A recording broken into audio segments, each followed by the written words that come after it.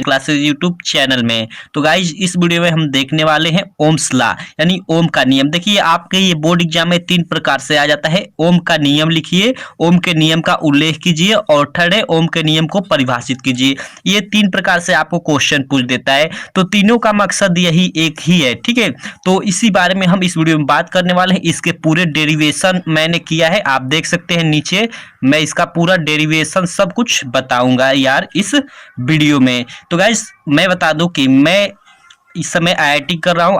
आप लोग समझ दो कि IIT Indian institute of technology Kharagpur से 3rd ईयर का स्टूडेंट हूँ। तो सो यार इसे मैं आपको काफ़ी अच्छे से बता सकता हूँ, क्योंकि ये तो भाई हम लोग के सब्जेक्ट के अनुसार ही है, क्योंकि हम इंजीनियरिंग करते हैं तो सब ये हम लोग पढ़ते हैं। तो इससे मैं आपको काफ़ी अच्छे से बता सकता हूँ। तो इस वीडियो को आप थोड़ा सा भी मिस मत कीजिएगा, अंत तक देखिएगा, काफ़ी मजा आने वाला है और ये आपके बोर्ड एग्जाम में आएगा, निश्चित है आएगा। तो देखते रहिए यार। आइए चलते हैं। तो गाइज कहूंगा कि अगर आपने अभी तक हमारे चैनल को सब्सक्राइब नहीं किया है तो इस वीडियो के नीचे रेड में एक सब्सक्राइब लिखा होगा, उस पर क्लिक कर ले और क्लिक करने के बाद बगल में एक बेल आइकन दिखेगी, उस पर भी क्लिक कर लीजिएगा, जिससे मेरी वीडियो की नोटिफिकेशन आपको सबसे पहले मिल जाए।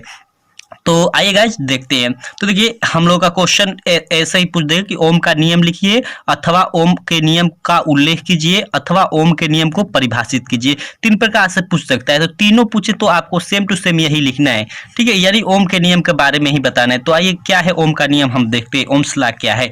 यदि किसी चालक की भौतिक अवस्था विशेषता ताप में कोई परिवर्तन न हो तो उसमें बहने वाली विद्युत धारा सिरों पर लगाए गए विभवांतर के अनुक्रमानुपाती होती है। अनुक्रमानुपाती कहने का क्या मतलब आप लोग समझते हो? अनुक्रमानुपाती मतलब देखो, मान लो 2 चीज है, एक ये चीज एक ये चीज, तो अनुक्रमानुपाती की अगर ये वस्तु बढ़े तो ये भी वस्तु बढ़ेगी, तो उसी को अनुक्रमानुपाती कहते हैं। और व्युत्क्रमानुपाती क्या होता है कि एक वस्तु बढ़े तो एक वस्तु घटे, ठीक है, तो वो व्युत्क्रमानुपाती होता है। और अनुक्रमानुपाती होता है कि एक चीज बढ़ रही है तो दूसरी चीज भी बढ़े। तो आप ये अनुक्रमानुपाती का मतलब समझ गए होंगे, ठीक है। तो एक बार और मैं परिभाषा दोहरा देता हूं। यदि किसी चालक की भौतिक अवस्था विशेषता ताप में कोई परिवर्तन न हो तो उसमें बहने वाली विद्युत धारा, ठीक है, विद्युत धारा सिरों पर लगाए गए विभवांतर के अनुक्रमानुपाती होती है। तो उसके बाद नीचे इसका डेरिवेशन देख लेते हैं। अगर डेरिवेशन करेंगे तो यहाँ से अब एक लाइन आप छोड़ देंगे और नीचे लिखेंगे यदि चालक में प्रवाहित विद्युत धारा आई तथा उसके सिरों पर उत्पन्न विभवांतर भी हो तो, ठीक है। अगर देखिए अगर आपके एग्जाम में आए कि ओम का नियम लिखिए तो सिर्फ आप इतना यहाँ तक लिख देंगे तो काम चल जाएगा। अगर कहेगा कि इसे मतलब प्रूव भी कीजिए, सिद्ध भी कीजिए, तब ये नीचे आपको सबको इसके नीचे करना होगा यहाँ से, ठीक है। तो देखिए हम इसका मतलब प्रूव इसको कैसे करते हैं। यदि चालक में प्रवाहित विद्युत धारा, यानी इसका डेरिवेशन हम देख लेते हैं। यदि चालक में प्रवाहित विद्युत धारा आई तथा उसके सिरों पर उत्पन्न विभवांतर भी हो तो हम लिख सकते हैं क्या, भी प्रोपोर्शनल टू आई, यानी भी अनुक्रमानुपाती आई। लिखने का देखिए मतलब ना कि देखिए यहाँ पे अगर आई का मान बढ़ता है तो भी का मान भी बढ़ेगा, ठीक है।